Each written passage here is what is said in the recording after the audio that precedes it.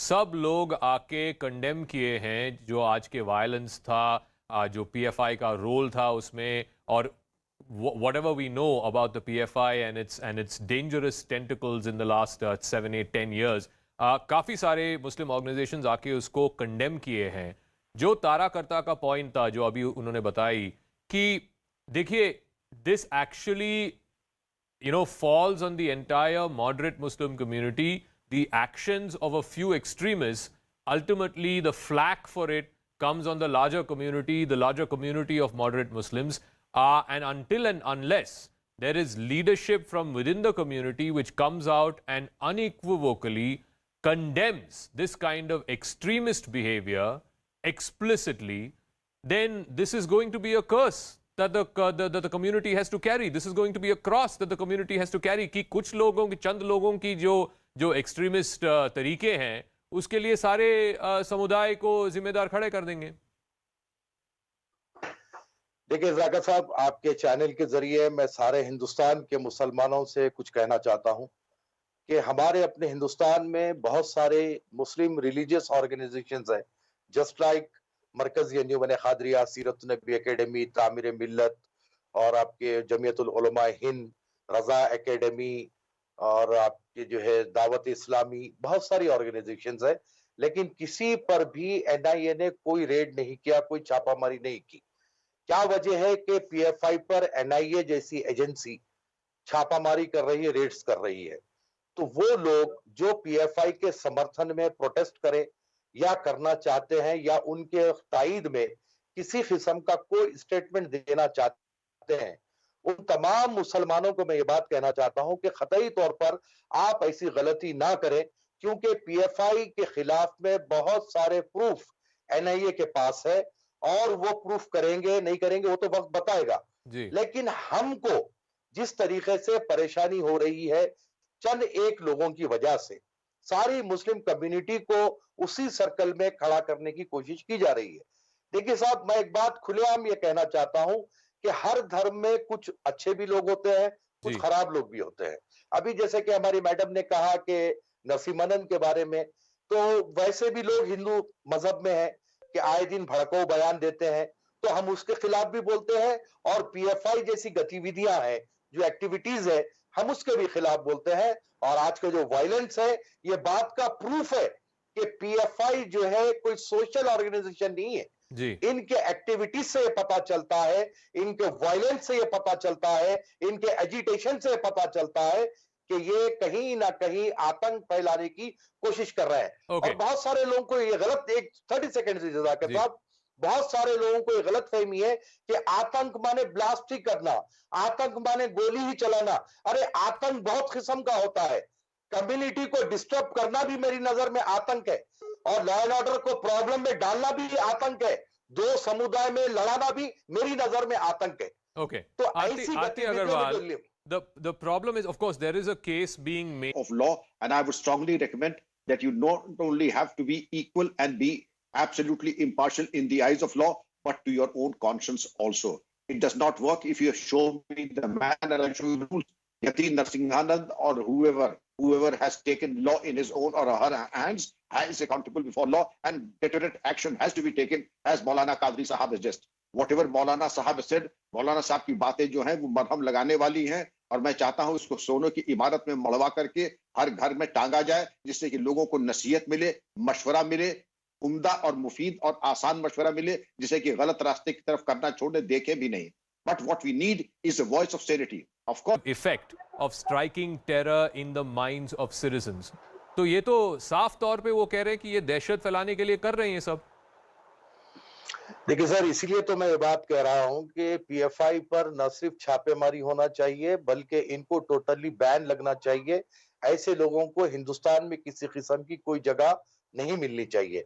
आपके चैनल के जरिए माध्यम से एक बात मैं हमारे एनएसए चीफ अजीत डोवाल साहब को भी कहना चाहूंगा कि इस मामले में हमारे पास सोशल मीडिया पर हमको कड़ी नजर रखने की जरूरत है, क्योंकि थ्रू सोशल मीडिया ये लोग बहुत सारे जहरीले मैसेजेस पास ओवर कर रहे हैं, जिससे इनोसेंट मुस्लिम्स को यह समझ में आ रहा है कि इंडिया में मुस्लिम ऑर्गेनाइजेशंस पर जुल्म हो रहा है। तो Okay. ऐसी चीजों पर भी हमको नजर रखने की जरूरत है और कड़ी नजर रखते हुए ऐसे जो लोग मैसेज पास ओवर कर रहे हैं, अब जैसे मेरी बात ले लीजिए आप, कल से जो है मुझे सोशल मीडिया पर, व्हाट्सएप कॉलिंग पर मुझे थ्रेट्स आ रहे हैं कि आप पीएफआई के खिलाफ बोले, विद इन 24 आवर्स आपको खत्म कर देंगे। जी। बहुत सारी ऐसी बातें हो रही है। तो मैं ये चाहूंगा कि सोशल मीडिया पर भी कड़ी नजर रखी जाए और Okay. इसके ऊपर भी एनआईए खास नजर रखे। I am completely out of time. I want to thank all.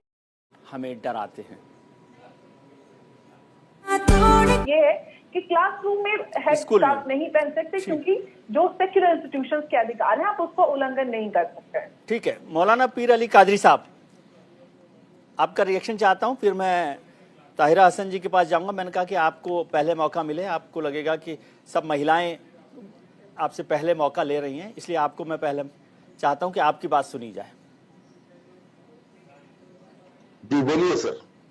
नहीं, जो बात आपने सुनी है हिजाब को लेकर कि क्या ये रिलीजियस सिंबोलिज्म की बात है, क्या ये धार्मिक आज़ादी को रोकने की बात हो रही है, या आप समझते हैं कि हिजाब जब दुनिया के बहुत सारे मुल्कों ने बैन कर दिया है या बहुत सारे मुल्कों में इसकी ज़रूरत नहीं है और ईरान जैसे देश में, मुल्क में लड़कियां उसके खिलाफ उतर आई हैं, तब हम हिजाब की लड़ाई लड़ रहे हैं?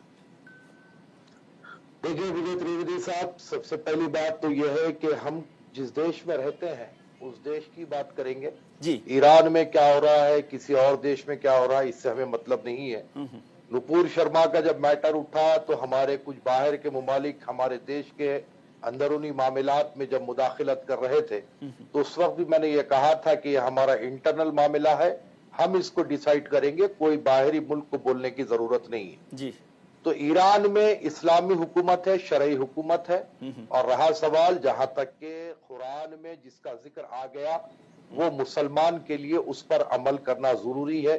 सूरह अल अज़ाब में ये बात को वाज़ेह किया गया है कि औरत जब घर से बाहर निकले तो वो पर्दा करें। जी। अब रहा सवाल कि हिंदुस्तान के जो सतह पर जो काम हो रहा है, तो हिंदुस्तान में आपके टीवी चैनल स्क्रीन पर यह बात की दलील है कि हिंदुस्तान में किसी को कोई जबरदस्ती नहीं है। जी। अभिव्यक्ति की आजादी पूरी है।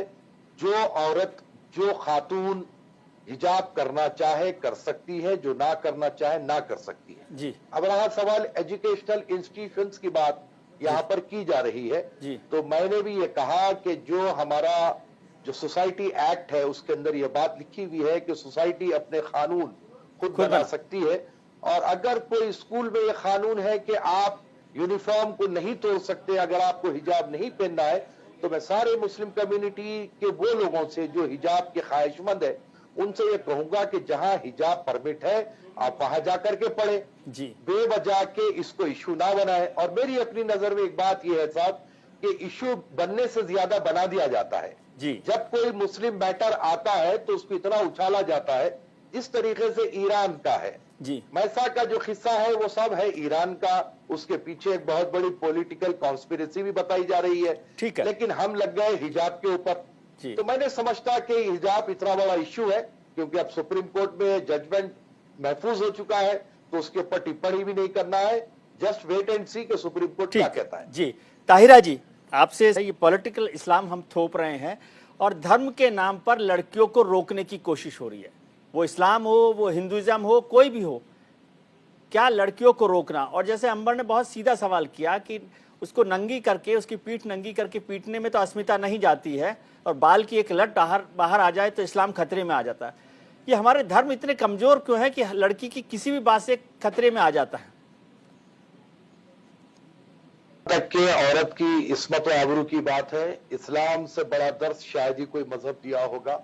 इस्लाम में औरत की इस्मत और आबरू की बड़ी ही अहमियत है, और औरत के ऊपर हाथ उठाने वाला बुज़दिल ही नहीं, हमारी नजर में जो है वो नाकारा बेकार इंसान है। और इस्लाम भी यही कहता है कि औरत पर किसी किस्म का कोई अत्याचार या जुल्म ना किया जाए। रही बात ईरान की, अभी एक मोहतरमा कह रही थी, तो देखिए मैडम, हर जगह के जो है कुछ संविधान उसूल है, हर जगह के कुछ कानून है। तो हमको ईरान के मामले में हिजाब पर वहां पर उन्होंने क्यों लागू किया, किस लिए लागू किया, ना आपको राइट है ना मुझे राइट है ये पूछने का। रहा सवाल कि वो जो जुल्म और बर्बरियत, कादरी साहब, जो जुल्म जो हो रहा है उसके लिए धर्म की बात जी, मैं उसी पर आ रहा हूं। जो जुल्म और जो बर्बरियत हुई, मीसा का जो कत्ल कर दिया गया, उसकी हम तारीफ कभी नहीं करेंगे। जी। देखिए, इस्लाम खुद ये कहता है कि दीन के मामले में जोर जबरदस्ती ना करें, जी। ये इस्लाम कहता है। अब अगर कोई खातून मजहबी है, वो अपने मजहब को स्ट्रिक्टली फॉलो करती है, तो वो बुरखा भी करेगी, पर्दा भी करेगी, सारी चीजें करेगी। कोई अगर नहीं करती है तो उसका मामला है, उसके खुदा का मामला है, वो जवाब दे लेगी। लेकिन रहा, आपने एक बहुत अच्छा सवाल किया कि पॉलिटिकल इस्लाम। जी साहब, आजकल हिंदुस्तान में हालात ऐसे हो गए हैं कि जब कोई धार्मिक बात की जाती है तो उसको पॉलिटिकल इस्लाम कह दिया जाता है। ये अल्लाह का इस्लाम नहीं, ये मुल्ला का इस्लाम है। जी। तो मैं ये कह दूं आपसे कि हिंदुस्तान के जितने उलमा हो, मुफ्ती इकराम हो, वो कोई अपने दिल से बात नहीं करते हैं। जो अल्लाह, उसका रसूल कुरान में हुक्म फरमाता है, हदीस में जो बात आती है वही बताई जाती है। यहाँ पर आजादी है। हिंदुस्तान, हमारे मुल्क की खूबसूरती यही है कि हर व्यक्ति आजाद है। ठीक है। वो अपने संविधान जी। के दायरे में रहते हुए जो करना है करे, जी। उससे हमें कोई आपत्ति नहीं है। जी ताहिरा जी, आपने दे रहे हैं कि ठीक है। जी। अरे ऐसा नहीं होता। एक चीज बचपन से एक बच्चे के ऊपर लाद दी गई कि ये धर्म का हिस्सा है, अगर आपने इसको नहीं ओढ़ा तो आप दोजख में जाओगे, आपका चरित्र कम हो जाता है या नीचा हो जाता है। अब किस तरह से उम्मीद रखेंगे? उसके अंदर भी ये बात बस गई, वो अपनी बेटी के ऊपर भी ये लागू करेगी। तो ये सारी चीजें हमें उनसे छुड़ाने की जरूरत है और इस पर बहुत मुखरता से आगे बढ़ने की जरूरत है। जी, मौलाना कादरी साहब, आप कुछ कमेंट करना चाह रहे थे? के अंबर जैदी आज तुली हुई है कि इस्लाम से पर्दे को हटाने के लिए जी। जो सुबह क़यामत तक मुमकिन नहीं है। अगर ये पुरानी पिक्चर्स वगैरह देखती है या इनके अपने बुजुर्गों से पूछे तो पहले के बुरखे में आज हिंदुस्तान में बहुत कमी आ चुकी है। वो बुरखे का हाफ पार्टीशन होकर के वो हिजाब बन गया है जी। वरना पहले तो सख्ती के साथ हिंदुस्तान के मुसलमानों के पास बुरखा था। और मैं फिर एक बार ये कह रहा हूं कि इस्लाम में औरत को पाबंदी है पर्दा करने की। जो धार्मिक है, जो इस्लाम पर स्ट्रिक्टली फॉलो करते हैं, जो इस्लाम पर सख्ती के साथ अमल पैरा है, वो लोग आज भी बुरखा पहनते हैं, पर्दा करते हैं। लेकिन जोर जबरदस्ती नहीं है। हम किसी पर लाद नहीं रहे हैं। हम ये नहीं कह रहे कि आप बुरखा नहीं पहनेंगे तो ऐसे होगा, कतई तौर पर नहीं। क्योंकि दीन खुद कहता है कि दीन के मामलात में जबरदस्ती मत करो।